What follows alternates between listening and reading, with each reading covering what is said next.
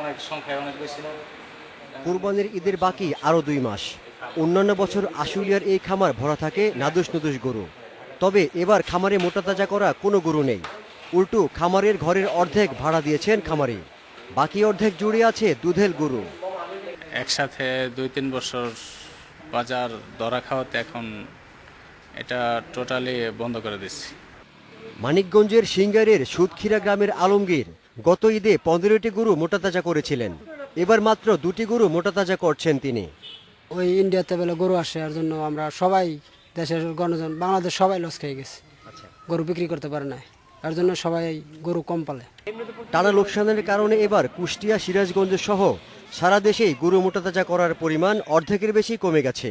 ভারতীয় গরু আসা বন্ধ থাকায় বাজারে মাংসের দাম বেশি, ফলে খামারিরা গরু মোটাতাজা করার বদলে উপযুক্ত হওয়ার সঙ্গে সঙ্গে বিক্রি করে দিচ্ছেন। 3 বছরে প্রায় 25 লক্ষ টাকার মতো লস দিচ্ছি। এর জন্য ভাই আর এইসব কাজে নাই। গরুর মাংসের কেজি মনে করেন 400 থেকে 450 টাকা কেজি, আর কোরবানির সময় দেখা গেছে ইন্ডিয়ান গরু ছেড়ে দেয়, তখন মনে করেন যে ওই যেই গরুর দাম 20,000 সেটা 15,000।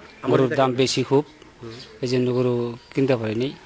প্রাণী সম্পদ বিশেষজ্ঞদের মতে ভারত থেকে গরু আনা বন্ধ হওয়া দেশের খামারিদের জন্য আশীর্বাদ।